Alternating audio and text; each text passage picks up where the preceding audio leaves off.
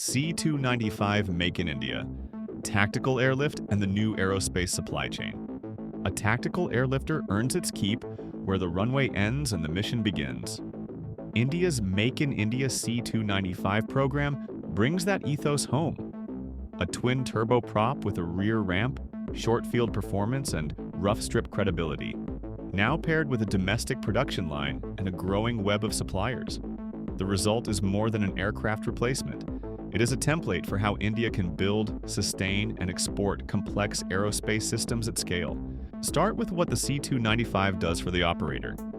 It carries troops and cargo into forward bases with runways under 1,000 height, 200 meters, lands on semi-prepared surfaces, and turns quickly thanks to a simple, durable ramp layout.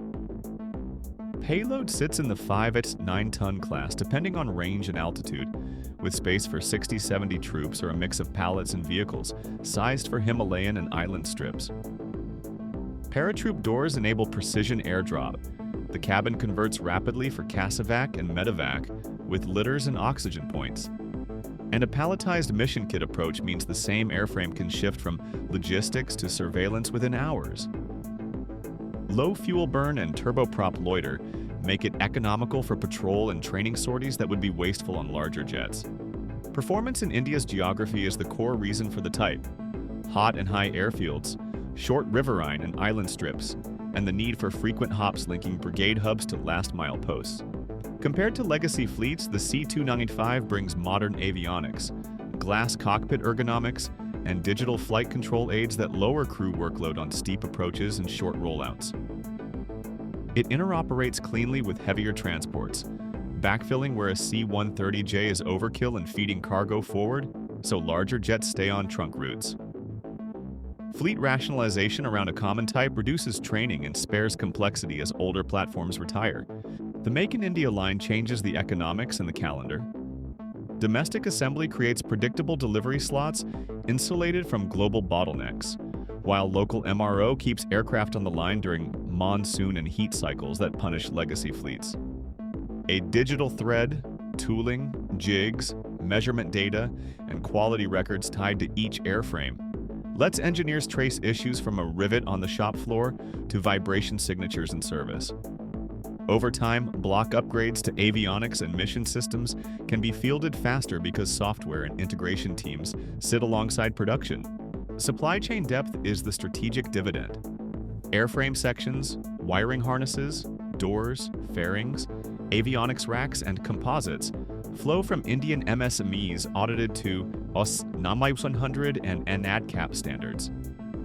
Heat treatment, surface finishing, and non-destructive testing capabilities mature with every batch. First article inspections grow into routine acceptance as processes stabilize. Line replaceable units, actuators, environmental packs, pumps, antennas move from imported to licensed built to indigenous as volumes and confidence rise. Each step substitutes foreign risk with local control while building skills that transfer to future programs. Mission variants extend relevance beyond basic airlift.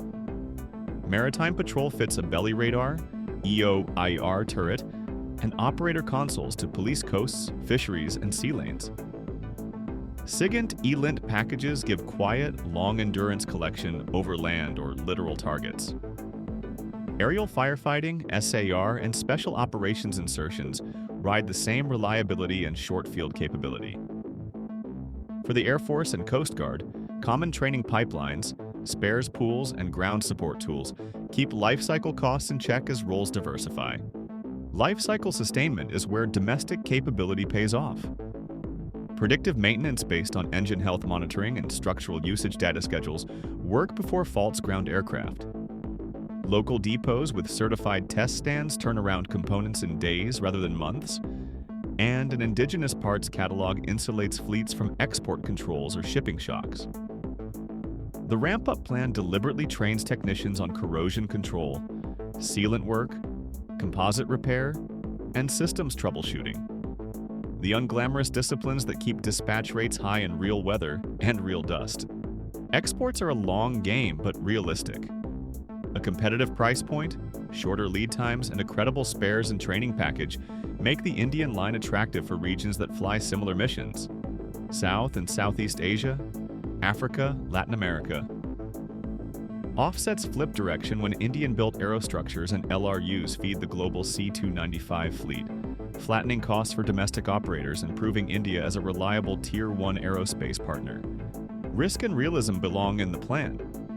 Localization targets must match volumes. Quality escapes during early lots demand fast root cause analysis and corrective action that sticks. And software avionics updates need cyber hardening and certification discipline. But every closed loop, designed to shop floor to flight line to depot, reduces rework and imports, and every indigenous LRU that passes 1,000 hours without drama strengthens the case for the next one. Strategically, the C-295 line is a bridge. It replaces aging short-haul transports with a modern, efficient workhorse, and it pulls a domestic supply chain up the value curve.